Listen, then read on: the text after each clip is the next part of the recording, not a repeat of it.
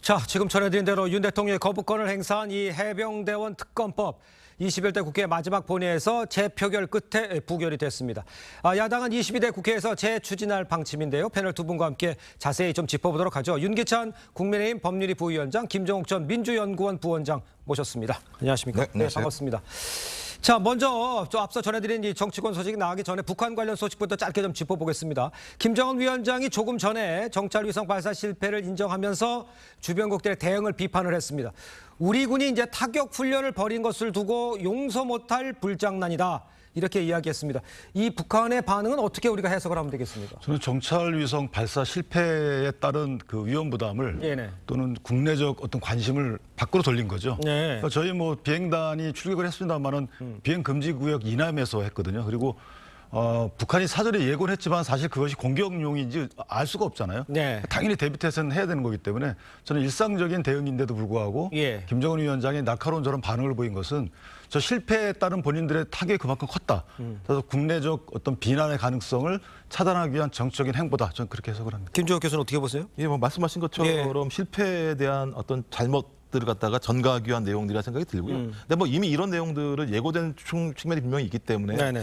특히 이 전단 배포 문제 같은 경우는 북한이 매우 중대한 사안으로 지금까지 생각하고 있습니다. 왜냐하면 그 내용들이 올라가게 되면 체제의 균열이 북한 주민들 마음속에서 이루어지기 때문에 네. 여기에 대한 대응들은 거의 체제를 유지하는 가장 중요한 방편이어서 예. 거기에 대한 대응 차원도 분명히 있는 것이고요. 또 하나는 이제 북한이 계속 제기하고 있는 게 핵능력 고도화인데 정찰 위성이 실패했다라고 하는 건 소위 김정은이 추구하고 있는 정책 자체가 실패하고 있다는 부분을 보여주는 거기 때문에 네네. 그것을 무마하기 위한 방편으로 저런 식의 어떤 대응들을 하고 있는 게 아닌가 생각이 듭니다. 아니, 그러니까 이제 걱정되는 건 저게 이제 단순히 수사에 그치는 거냐 또 어떤 다른 도발을 이어질 수 있을까? 이게 관심인데 그런 건 뭐 어떻게 예상할 수가 제가 있을까요? 볼 때는 북한이 쉽게 도발하지는 어려울 거라는 생각이 들고요. 예. 왜냐하면 지금 상황에서 소위 중국과 러시아의 동의 없이 네네. 북한만의 자율적인 공격적 행위를 하기는 어려울 거라는 생각이 들어서 우리도 마찬가지입니다만 좀 중국과 러시아와의 외교를 통해서 한반도 상황을 좀 안정적으로 관리하는데 총력을 좀 기울여야 된다고 생각을 합니다. 알겠습니다.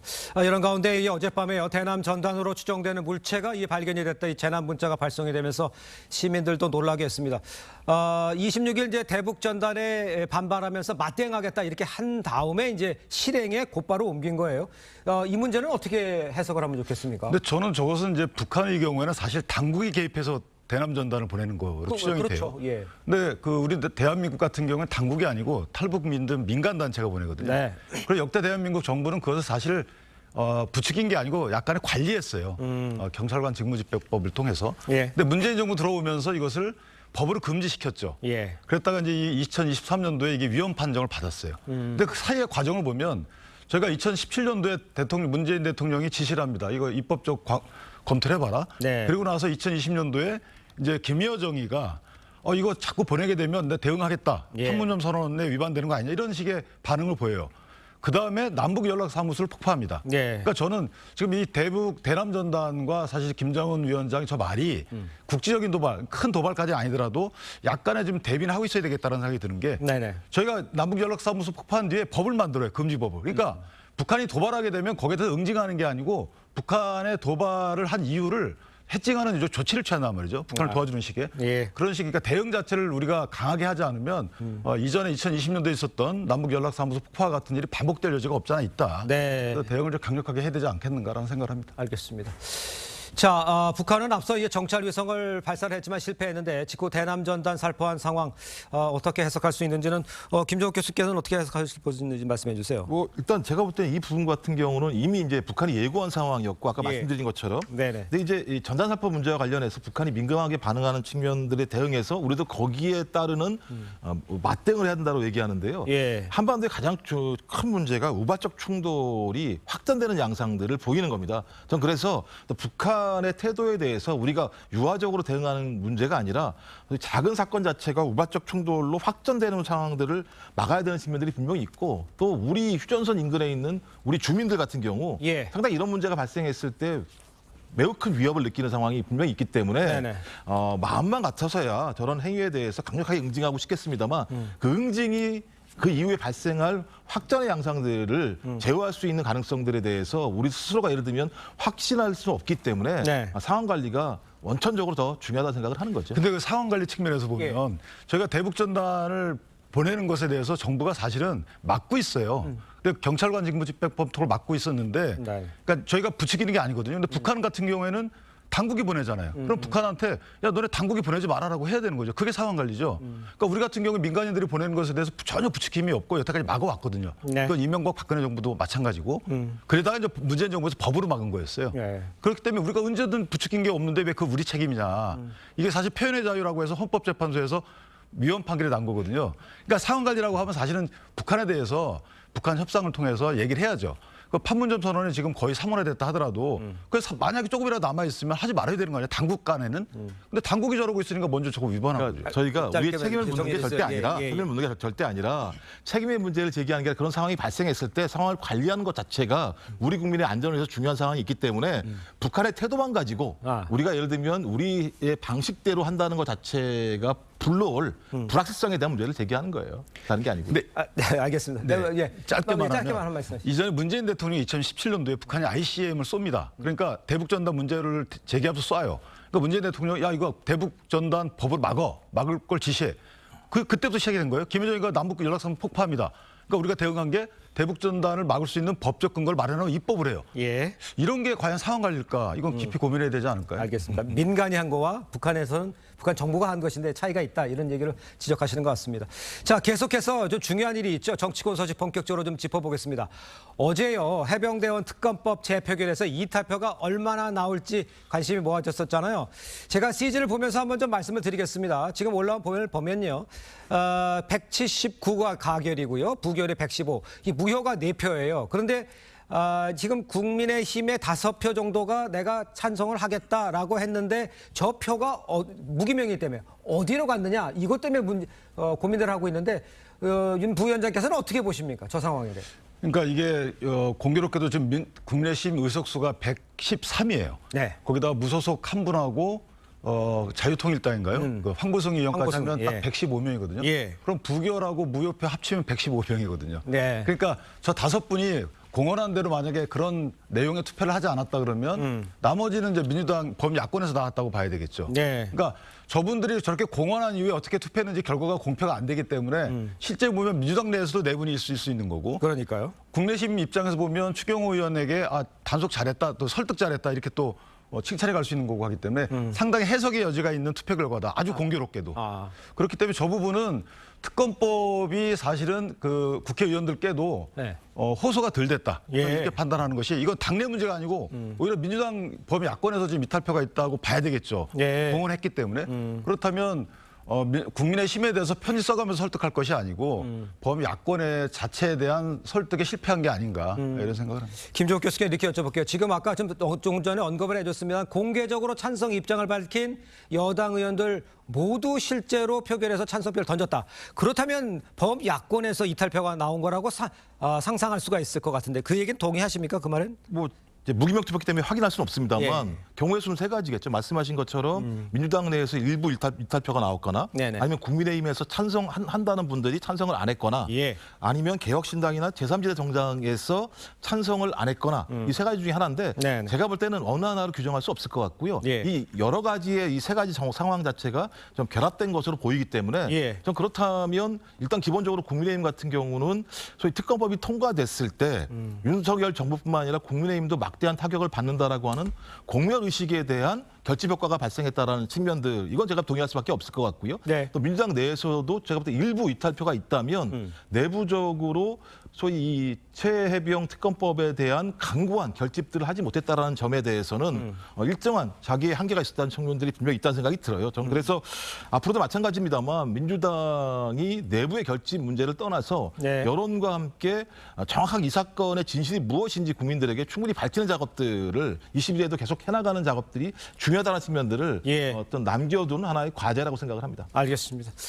자, 야당은 22대 국회 1호 법안으로요 해병대원 특검법을 재발의하겠다면서도 탄핵을 언급하기도 했습니다. 야당 목소리 들어보겠습니다.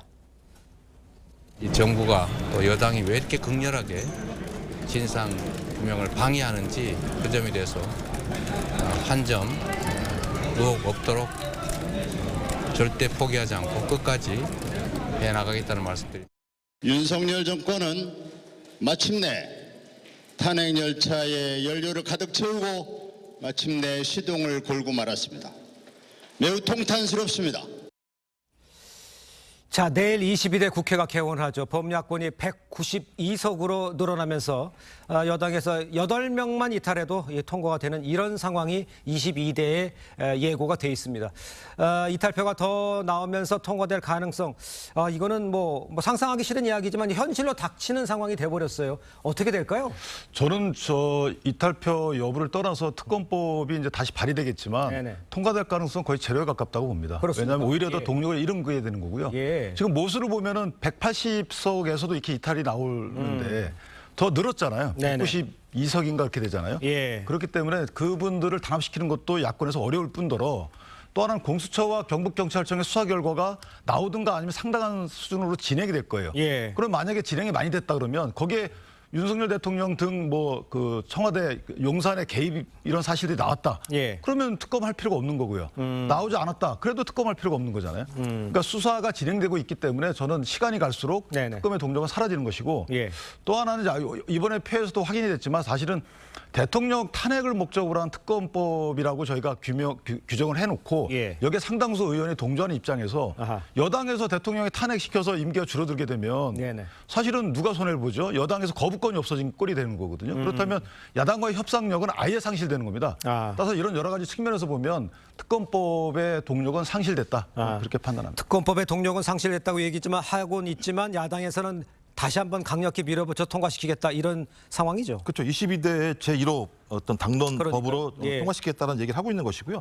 상황은 국민의힘이 더 안 좋은 상황으로 갈 수밖에 없겠죠. 왜냐하면 의석수 자체가 지금 17석이지만 8석의 문제가 있기 때문에 그리고 지금 상황 자체들은 변동되고 있습니다만 예. 공수처 수사나 언론의 보도를 통해서 저희 대통령실이 개입했다라고 하는 의혹들에 대한 예. 구체적인 징후들이 나오고 있는 상황입니다. 근데 지금 대체적으로 국민 여론의 상당 부분들은 네. 특검을 통해서 가장 짧은 시간 동안 좀 압축적으로 대통령실의 외압 의혹들에 대한 실체를 밝혀야 된다는 여론이 높고 네네. 또 국회 내 의석 비율도 그런 상황이기 때문에 네. 만약에 계속 이런 징후들이 나왔을 때 국민 여론이 어떻게 변할 것인가.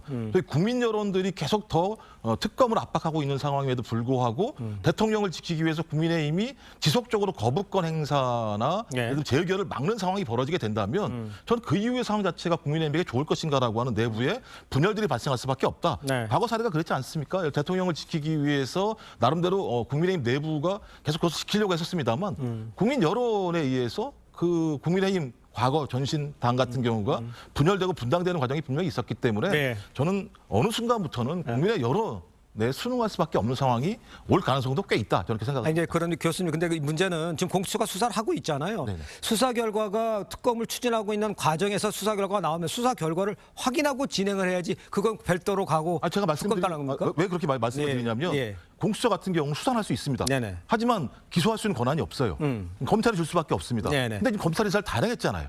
검찰 인사와 관련해서 많은 의혹들이 제기되고 있는 거기 때문에 예. 또 경찰도 마찬가지입니다만 수사를 했습니다. 10개월 동안 아무런 수사 결과에 대한 발표가 없는 상황입니다. 예. 그래서 많은 국민들이 공수처와 경찰 수사에 대해서 신뢰할 수 없다고 얘기하는 것이고 그래서 제3의 어떤 특검이라는 걸 통해서 100여 명이 넘는 사람을 통해서 좀 3개월 정도 기간 내에 이 부분에 대한 국민적 의혹들을 밝히자고 얘기하는 거기 때문에 문제가 없다면 대통령실에서 아무런 문제가 없다면 오히려 빠른 시일 내에 이것을 밝히는 것 자체가 국민들의 의혹을 해소하는 더 좋은 방법이 아닌가라고 제기하는 거죠. 진실을 밝히는 데는 대통령실도 이해는 없는 것 같습니다만, 네, 말씀해 주시죠. 그러니까 대통령실이 지금 여러 가지 얘기를 하게 되면 오히려 공수처나 경찰청에서 하고 있는 수사에 외압으로 작용했다고 또 민주당에서 공격을 해올 거예요. 네. 두 번째는 자 검찰의 기소권이 있고 공수처의 수사권이 있다고 쳐요. 그럼 공수처가 만약에 송치 의견으로 혐의가 있다고 넘겼다고 쳐요. 그럼 검찰이 불기소해. 그때 만약에 특검 주장해도 되는 거잖아요. 아하. 그러니까 이게 꼭 검찰의 기소권이 나눠져 있기 때문에 특검에 명분이 있다 이렇게 주장할 수 없는 설계 그렇게 하셨잖아요. 예. 두 번째는 자 대통령이 일반적인 본인의 업무 차원에서 여러 가지 얘기했다고 쳐요. 네. 특검 이 최상병 관련해서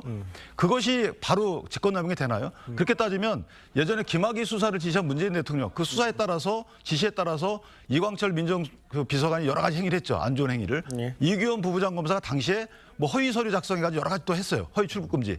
이거 대통령 책임인가요? 그거 아니잖아요. 그다음에 개헌 문건 관련 수사 지시했어요, 문재인 대통령이. 이거 다 문재인 대통령 특검해야 되나요? 그거 아니잖아요. 그러니까 이 과정에서 어떤 문제가 뭐 어떤 그 직권을 남용했다는 정황이 나와가지고 그런 정황을 토대로 해가지고 수사가 무마될 뻔했다. 이런 게 나오면 당연히 그건 대통령이 책임져야죠. 그런데 대통령실이 전화 배통했다고 해서 그거 자체가 직권남용의 정황적 증거 아니냐? 이렇게 하는 것은 그 예전에 그럼 왜 그 다 특검 안 했죠? 이런 식으로 다른 문제라는 거죠. 알겠습니다. 그래서 정황이 나오면 또는 공수처 수사에 대해서 만약에 외압을 했다는 공수처 수사에 대해서 또는 경찰 쪽 수사에 대해서 외압을 행사했다는 정황적 증거가 나오면 예. 그때 특검해야 되겠죠. 자, 이런 식으로 원래 특검을 갈 수 있는 일반적인 수준의 뭔가 의심스러운 것들이 나와야 된다는 거죠. 알겠습니다. 몇 가지 사례들이 분명히 존재하는 거 아니겠습니까? 예를 들면 그런 거잖아요. 대통령은 경로설이 없다고 얘기했다가 스스로 예를 들면 경로했다는 내용들을 갖다가 기자회견에서 밝혔던 내용들이 있고 이정석 국방부 장관도 마찬가지인데 전화통화 없다고 얘기했었습니다만 전화통화한 내용이 나오고 있는 상황이기 때문에 알겠습니다. 시간이 지나면 지날수록 증거 인멸의 우려가 분명히 있다라고 하는 측면들이 있는 거죠. 무슨 말씀하시는지 충분히 이해가 됐다. 이런 말씀 제가 전해드리겠습니다. 자, 다음 소식 짚어보겠습니다. 민주당 이해찬 상임 고문이요. 이 초선 당선인들에게 윤석열 대통령 탄핵을 거론해서 논란입니다. 직접 한번 들어보겠습니다. 윤석열 정부가 하도 무도한 2년을 많이 했기 때문에 빨리 끌어내려야 된다. 3년은 길다. 뭐 이런 소리 할 정도로 국민들의 요구가 많은데 얼마나 부응할 수 있을까? 지금 이런 게 이제 얘기가 나오는 겁니다. 지금 우리가 특검 얘기했지만 결론적으로 이 당내 영향력이 있는 이 상임 고문이 정치인들 앞에서 직접 윤 대통령의 탄핵까지 거론하는 이 상황. 이게 이제 아까 특검하고 쭉 연결돼서 이렇게 연결되는 게 아니냐 이런 시각으로 볼 수밖에 없다. 이런 거 말씀하시는 거 아닌가요? 그렇죠. 이제 이게 모든 것이 다 특검을 하건 법안 위반을 하건 국정조사를 하건 혈안질을 하건 이제 앞으로는 다 탄핵을 위한 기초자료 수집 차원이다라고 볼 수밖에 없는 거고. 예. 그럼 탄핵을 하려는 이유라는 게 사실 어떤 전제적인 사실관계 있어야 되는 거잖아요. 대통령의 법령과 헌법을 위반한 중대한 행위가 있고 예. 있은 다음에 탄핵이 얘기가 돼야 되는 게 순서 아닌가요? 그런데 일단 탄핵을 먼저 얘기한다는 거는 어떤 사정이 있더라도 이건 탄핵 끼워 맞추겠다라는 거죠. 그 네. 과정이 하나가 최성병 특검이고 그럼 탄핵하려는 이유는 뭐냐? 그건 이재명 당대표가 사실은 3년이면 너무 길죠. 네. 피선거가 상실될 수 있기 때문에 2년 만에 대선을 치러야 된다라는 어떻게 보면 이재명 대표를 위한 방탄용 또는 대선 후보 자격 상실되지 않는 예. 용 뭐 이런 식의 지극히 개인적인 그러니까 국민을 위한 것도 아니고 네. 자, 이런 식의 의정 활동을 하라는 주문 자체가 교장님의 훈화 내용으로도 부적절하지만 만약에 적절한 내용을 한다 하시더라도 글쎄 당선인들 앞에서 이 1인 독립기구잖아요. 예. 국회의원들이. 그렇죠. 저런 말씀을 하시는 것이 이게 현재 민주당의 현실입니다. 제가 볼 때는. 잇따른 거부권이 탄핵 소추의 사유가 될 수 있다. 이런 이야기까지 좀 나오고 있는데 그렇게 동의를 하십니까?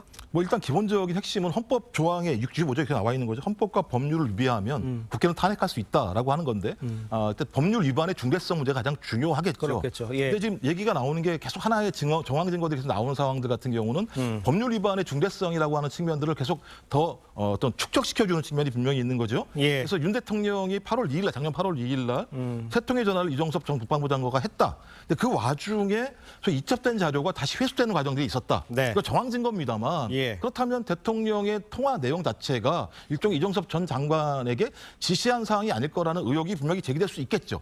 또 하나는 공직기강 비서관실에서 예. 국가수사본부에다가 전화통화한 정황들이 있고 또 요즘 유재원 법무관리관하고 통화한 내용들이 있다. 이런 정황들은 대통령실이 이 사건에 대해서 어떤 형태로든지 개입한 의혹들이 있는데 예. 그 개입은 왜 했을 거라고 하는 실체를 알고자 하는 측면이고 그 과정에서 직권남용의 사실이 있다면 이것은 헌법에 규정하고 있는 법률 위반 상황이기 때문에 탄핵에 대한 제기들은 누구나 할 수 있는 거예요. 근데 탄핵을 얘기하면 국민의힘에서 무슨 패륜이 이런 얘기를 해요.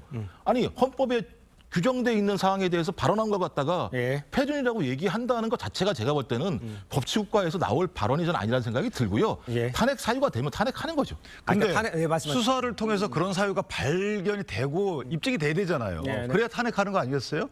예를 들어서 하야해라 이런 주장은 가능할 수 있어요. 그냥 정치적 주장으로. 그런데 탄핵이라는 건 법률적인 주장이잖아요. 법률적인 절차를 거쳐야 되는 거고. 그렇다면 수사 결과를 통해서 지금 말씀 주신 이런 직권남용의 소지가 있는 여러 행위들이 나오게 되면 그때 예. 탄핵을 의논해도 될 것을 이게 순서가 바뀐 식으로 얘기하게 되면 모든 것이 탄핵에 껴 맞춰진 정치행위로 해석될 수밖에 없는 거죠. 그것은 민주당에도 좋지 않아요. 예. 모든 정당한 행위일지라도 저희가 오해를 할 수 있는 단초를 제공하신 거예요. 네. 그러니까 부적절하신 거죠. 제가 왜 그런 말씀을 드리냐면 네, 네. 그런 정황이 먼저 나왔기 때문에 그 정황에서 문제 제기를 했고 그 문제 제기한 내용과 관련해서 특검을 하자고 얘기한 특검을 받지 않으니 수사를 보자는 얘기죠. 예. 만약에 이것이 만약에 법률 위반 사항이 있다면 탄핵할 수 있다는 얘기를 하는 건데 그 얘기도 하지 말라고 얘기하는 거죠. 이해가 안 된다는 거죠. 네. 그 얘기를 할 수 있는 거죠. 근데 하신 말씀 보면은 3년은 길다. 단축시켜야 된다. 그건 조국 혁신단 당대표가 한 얘기고. 탄핵을 전제로서 주신 말씀이고. 알겠습니다. 자, 두 분 말씀은 여기까지 듣겠습니다. 인사 나누겠습니다. 고맙습니다. 네, 감사합니다.